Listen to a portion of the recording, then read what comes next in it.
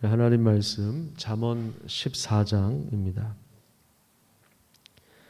구약성경 925페이지에 있습니다. 잠언 14장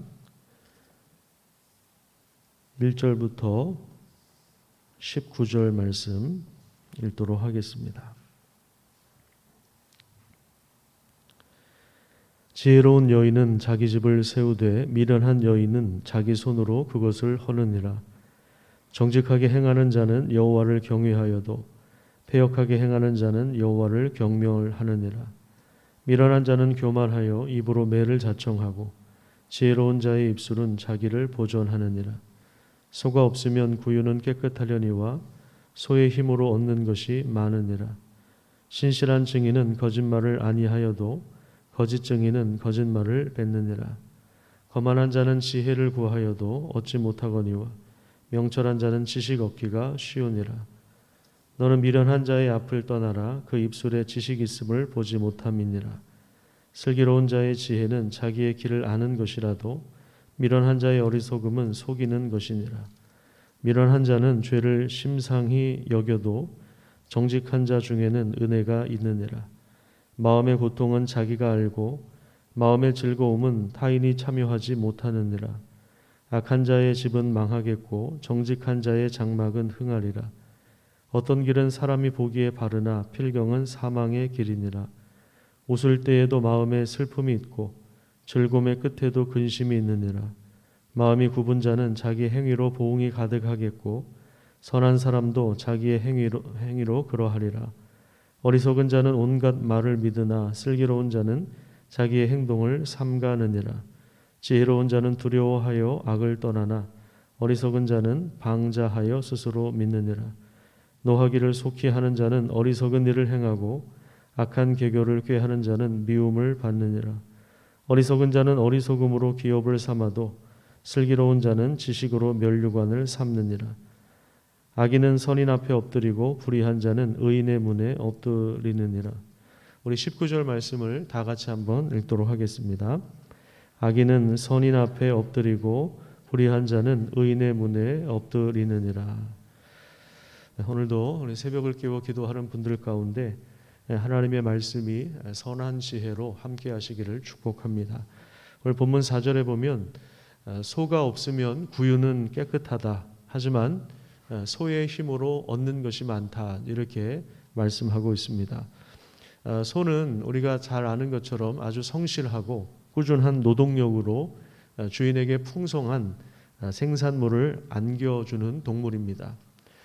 사실 소를 키우며 또 청소하는 일, 구유를 청소하는 일, 이것은 굉장히 번거롭기도 하고 또 수고로운 일이기도 합니다. 하지만 이런 수고는 더 좋은 것을 얻기 위한 불편입니다. 지혜도 마찬가지라고 생각합니다.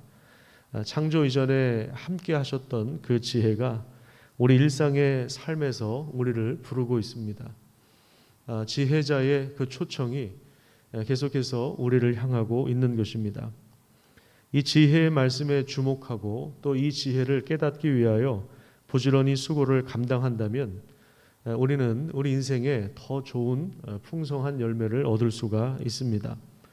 지혜의 말씀에 주목하고 또 꾸준하게 그 지혜의 말씀을 읽고 묵상하고 연구하는 사람들이 결국에 가정과 공동체를 세웁니다.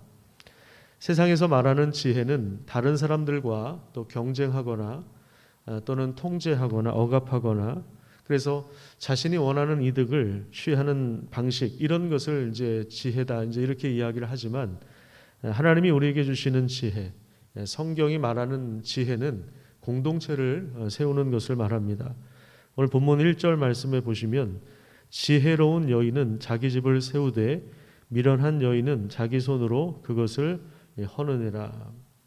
여인이라고 하는 말이 꼭 여성들을 지칭하는 건 아닙니다. 지혜라고 하는 것을 의인화시켜서 우리에게 인격적으로 이제 설명을 하려다 보니까 이제 이런 단어를 사용하는데 이건 남성이든 여성이든 다 들어가 있는 것입니다. 지혜로운 사람이 어떤 사람인가? 공동체를 세우는 사람입니다. 사랑으로 진리를 말하고 또 정직하게 행하고 또 지혜의 말씀에 주목하여서 하나님을 경외하면서 살아갈 때 그런 사람들은 결국에 사람을 세우는, 공동체를 세우는 그런 삶을 살아가게 되는 것입니다. 반면에 사람들을 이용해서 자신의 이익을 보려고 하는 사람들이 있습니다. 사랑이라고 말은 하지만 결국에 자기 만족을 위한 사랑이 있습니다.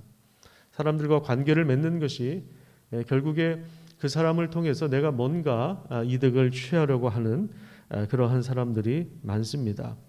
자, 이런 사람들은 1절 말씀에 나온 대로 미련한 사람이며 그다음에 2절 말씀에 나온 대로 패역하게 행하는 자들입니다. 또 5절에 보면 거짓말을 품고 사는 사람이고 또 6절에 나온 대로 거만한 사람들입니다. 9절에 보면 미련한 자들은 죄를 심상히 여긴다고 했는데 여기 이제 심상히 여긴다 이 표현은 좀 우습게 여긴다, 가볍게 여긴다 이런 의미가 담겨 있습니다. 이런 표현은 우리가 좀 직접적으로 이해하기가 어려운 표현이기 때문에 메모를 해놓으시면 좋을 것 같습니다. 9절 말씀에 미련한 자는 죄를 심상히 여긴다. 이건 이제 가볍게 취급하는, 죄를 우습게 여기는 이런 표현입니다. 12절에 보시면 이런 사람들은 자기의 길이 옳다고 굳게 믿기까지 합니다.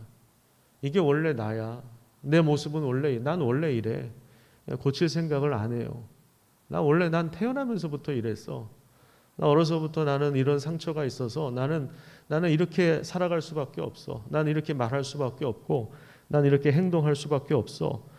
이런 생각을 옳다고 여기고 난 어쩔 수 없어. 이런 틀에 갇혀서 살아가는 것이죠. 하지만 결국은 이 길이 사망의 길입니다. 그렇기 때문에 우리가 정말 주의해야 할 것은 이런 사람들과 동행하면 안 돼요. 7절에 보시면 미련한 자의 앞을 떠나라고 이야기합니다. 어제도 이제 우리가 13장 20절에 보면 지혜로운 자와 동행하면 지혜를 얻고 미련한 자와 사귀면 해를 받는다 이런 말씀이 나오지 않았습니까? 그러니까 우리가 지혜롭게 살아가면 우리 주변에 지혜로운 사람들을 또한 세울 수가 있는데 우리 주변에 미련한 사람이 있으면은 결국에 우리도 해를 받습니다. 어제 말씀드린 대로 근묵자흑이라고 하는 우리가 먹을 가까이 하면 거머쥘 수밖에 없는 것처럼 죄를 가까이 하면 미련한 것을 가까이 하면 우리도 거기에 참여할 수밖에 없는 것이죠. 참된 지혜는 우리가 공동체의 일원이라고 하는 사실을 기억하는 것입니다. 하나님을 경외하는 사람, 지혜의 말씀에 주목하는 사람은 공동체를 소중하게 생각합니다. 나의 이익을 위해서 공동체를 이용하는 것이 아니라 공동체를 위해서 마치 주인이 소를 키우는 것처럼 여러 가지 이제 불편하고 번거로운 수고를 감당하지만 그런 것을 통해서 지혜로운 사람은 가정과 공동체를 세워가는 것입니다. 결코 쉬운 일이 아닙니다. 가정을 세우는 일, 공동체를 세우는 일 정말 이건 쉬운 일이 아니에요. 하지만 분명한 사실은 하나님은 지금 그 일을 하고 계시다는 거예요. 그래서 우리에게 지혜의 말씀으로 초청하십니다. 우리 힘으로 이 자리에 나온 것 같지만 하나님께서 지혜의 말씀으로 우리를 불러내시는 것입니다. 공동체를 세우는 그러한 복된 삶을 살아가시기를 축복합니다. 기도하겠습니다. 하나님 아버지, 오늘도 우리를 불러주시니 감사합니다. 새벽에 깨어서 하나님의 말씀을 듣고 깊이 묵상하는 가운데 아플 수밖에 없는 깨어지고 망가진 세상 가운데 하나님의 구원의 역사가 진행되고 있으며 하나님이 시작하신 그 놀라운 일들을 우리 가정과 공동체를 통해서 분명히 이루실 것을 우리가 함께 기대하면서 나아갈 수 있도록 하나님께서 인도하여 주시옵소서. 죄를 가볍게 취급하지 않도록, 우습게 취급하지 않도록 하나님께서 우리에게 지혜로운 마음을 허락하여 주시고 우리가 지혜로운 자가 되어서 사람을 세우고 공동체를 세워갈 수 있는 그런 믿음의 삶을 살아갈 수 있도록 하나님께서 능력의 오른손으로 함께하여 주시옵소서.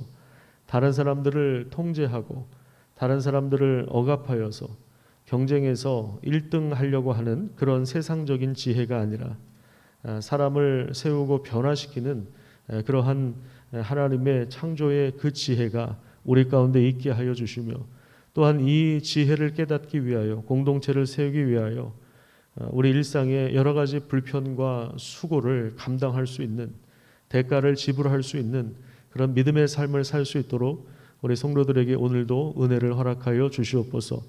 여러 가지 아픈 마음을 가지고 또 하나님 앞에 기도하러 나왔습니다. 능력이 오른손으로 함께하여 주시고 우리 기도 가운데 역사하여 주시며 생명의 말씀을 허락하여 주시고 그 말씀을 통하여 우리에게 참된 빛을 허락하여 주시고 그 빛 가운데로 걸어갈 수 있도록 하나님께서 오늘도 우리 마음을 붙잡아 주시옵소서. 감사드리며 예수님 이름으로 기도드립니다.